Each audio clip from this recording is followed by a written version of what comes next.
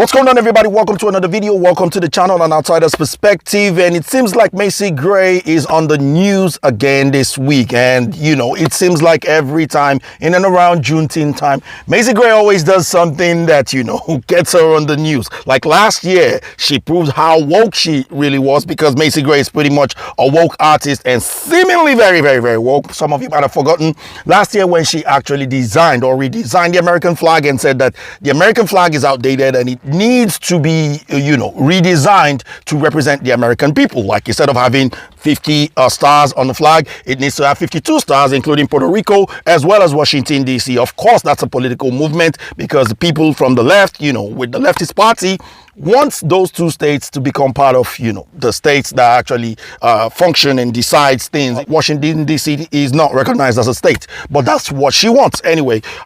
She also pushed for that the white on the flag should actually represent more of people's skin tone, so it should be more of, you know, I don't know, gray, milk or something like that, something off-white and instead of pure white. Now, to that, when at that point in time when she was suggesting that, I thought to myself, if everybody around the world or across the world's flag represented the skin tone of the people that lived in that country, everybody would pretty much have the same type of flag, or there wouldn't be more than 2 or 3 types of flag in the world. So that didn't make any sense to me. But anyways, how woke people think usually don't make sense to anybody. But it seems like she is back on the news, and some of you might have heard that she was on Piers Morgan's show recently, and she said a couple of things that seems to have ruffled a couple of feathers left, right and center, especially amongst the woke community. Now, before I jump into that, I want to say this about wokeness. Some people are saying that the word woke is becoming antiquated or something that should be thrown away or should not be used anymore. But I beg to differ. In my own personal opinion, I think the word wokeness is actually having more power now than ever before, because it is transforming into something new. It is transformed into a political movement as well as a religious movement. Yes, a religious movement, because I think wokeness is a religion, and I'll explain that later on. But in one fell swoop, it would seem that, or it seems that, what's her name? Macy Gray might be red-pilled, because they're starting to see that many of these woke movements are detrimental, something that I have said on this channel many times, to those people that they are supposed to be fighting for. The woke movement is supposed to be fighting for minority and oppressed people. And it seems that every single one of these movements affects negatively these said minority and said oppressed people. So let's get into some of the things that she said when she was on Piers Morgan's show, I think a couple of days ago. And I was going to do this, but unfortunately my mic broke, hence why I am using a different, you know, an alternative mic right now. So I hope that my voice does come out properly or sounds well and doesn't really chase you away from watching the rest of this video. Anyway, let's get straight into some of the things that she said. So first of all, Piers Morgan asked her about you know, racism and how do you get rid of racism, and she said something quite interesting. Take a look. I do think racism is a minority, fortunately, but it exists, and it's what's the best way to tackle it? What's the best way to get rid of it? You have to let go of needing to be better than everyone else. You have to let go of your hang-ups about slavery. You have to let go of your hang-ups about superiority. You have to.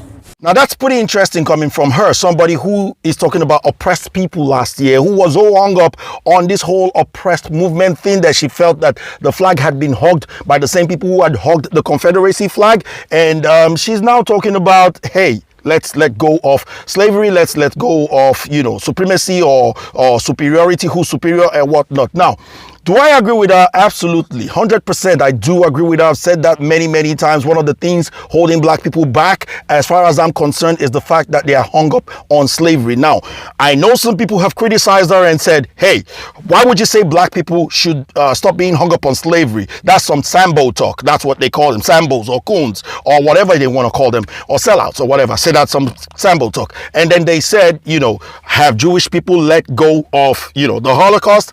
To them, I say this. to anybody who wants to compare how Jewish people are handling the Holocaust as to how black people are handling the slavery. It is two polar difference about how they're handling it. You see, from my observation, this is what Jewish people have succeeded in doing. They know that there is power in the tongue, and the things that you say, when you say them with power, if you say them long enough, they come to pass. So what Jewish people have succeeded in doing is to silence people from associating them with something that is a sordid past. You know, there's something that is really bad, something that they don't want to identify by. They don't want to be identified by it, so they silence you. They created this whole anti-Semitic, not that they created it, it just so happened, but they are making sure that they are using that to stop people from talking about them that way, because they don't want to identify as an oppressed group or as a defeated group, because they are overcomers. So they silence you. They don't let you talk about it. Anybody talks about it and they're going to silence you one way or another. Either they're going to brand you something, an anti-Semite or something, or pretty much demonize you one way or another. Why? Because they don't want to associate with that. Unlike black people who wants everybody to see them. Hey, we are being oppressed. We are slaves. We're suffering. Please help us. Please, let's talk about this. Black people want to talk about slavery all the time, whereas Jewish people don't want you, anybody else but them, talking about what happened to them.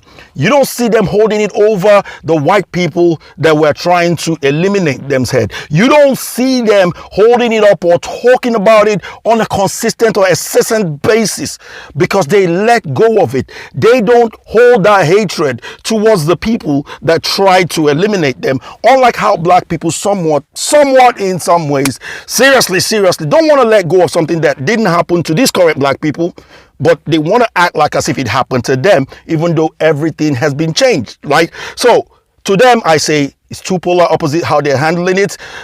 White people, Jewish people identify with overcoming. Black people identify with victimhood. That's the difference between how they are handling their past. It's as simple as that. Moving on, she does go on to destroy another woke narrative about, what is a woman? And this is what she had to say.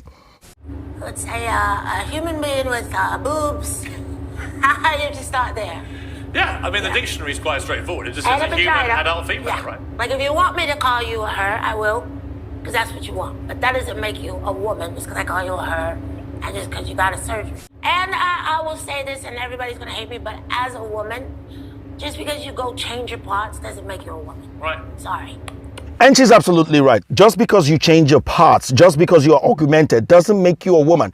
The definition of a woman is defined very simply an adult female human being. Everybody knows this. The people who believe in this belief know this, but they want to believe otherwise, and they want you to confirm to them, not tolerate them, but confirm to them. Now, this leads me to why I say this woman in one fell swoop has destroyed majority of the woke narrative. Now, pretty much wokeness, many of you might not believe this, but wokeness, or the woke ideology, has become a religion. And just like every other religion, it has divided into factions. It has about two major factions, or shall we say three factions, more or less. So one faction is the anti-racist faction.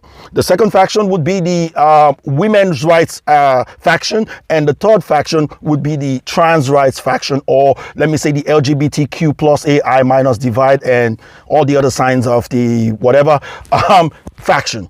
Now, there are some people who agree with all of this, and they, rally with everything and follow everything to the letter. When these people are protesting, they're right there. When these people are protesting, they're right there, and right there, and right there.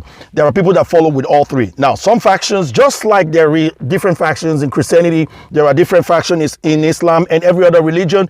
This same religion has those factions. So you would have your anti-racist, and they have their doctrines as well. So you will have the critical race theory doctrine of the anti-racist people. You will have the doctrine of the abortionists, and you also have the doctrines of the LGBTQ, which they are trying to teach children today. They're trying to indoctrinate them. And it seems like people see this. People see that these indoctrinations are going on with CRT. People see these indoctrinations are going on with the LGBTQ thing. And they are really standing up against it, and they're fighting against it. This is why when these movements are trying to be pushed, people are rejecting it because it is against their religion. So I call wokeness the religion of the anti-religious. That is the religion of the anti-religious. religious. This is why when they do their things, when people like Disney, when companies like Disney are trying to put this religious indoctrination, little bit of symbols and, you know, what's symbolic of these religions into their cartoons, people are simply rejecting it because it is anti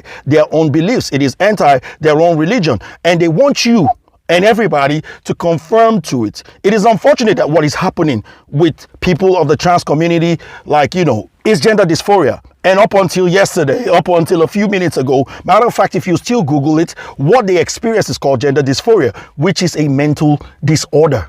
But they want us to overlook all that. It's still defined as a mental disorder, but they want us to overlook all that and say, hey, what we are seeing with our own eyes, we shouldn't believe it. We should confirm to what they want us to confirm to. But it seems like people are starting to realize that these things that we're supposed to be fighting for the minority is actually detrimental to the minority, particularly when policies are being passed.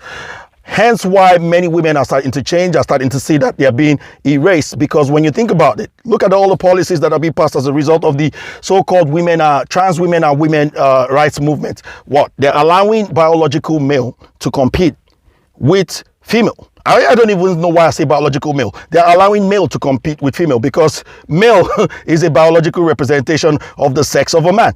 And the biggest mistake we've ever made in the beginning is to say that gender and sex are two different things, because they really are not. Gender is defined from sex. An adult female human being, that's the gender definition of what a woman is.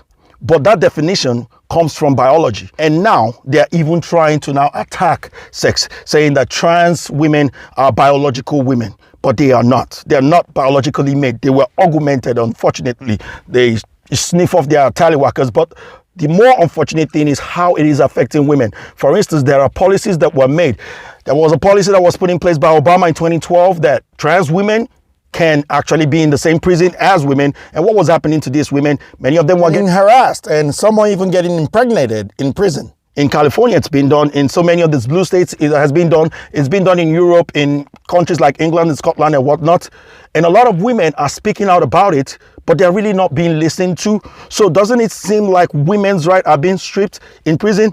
The same thing goes for sports. A lot of women are losing their places in sports to biological men, to male athletes who claim to be female athletes all of a sudden. And yeah, these policies affect the politics that is being played behind it. So this is one of the reasons why people are rejecting it, not just for the religious factor that I've explained to you, because wokeness is a religion. They're also rejecting it because the policies that are being passed as a result of this politics that is being played is affecting women. That's why some women are starting to realize, and they're starting to stand up against it, just like Macy Gray. I'm glad she's been red-pilled a little bit. It seems like maybe she's just having a red pill moment. Who knows what she would twist and turn into next, but doesn't matter. She said it. I agree with it, but I want to know what you think about it in the comment section below. I want to thank you guys for watching this video. Hope you guys enjoyed this one. If you did, please feel free to smash that like button down below, comment in the comment section, subscribe to the channel if you enjoy it, and I'll see you guys on the next one. Take care, peace, and Sayas out of here. Bye bye now.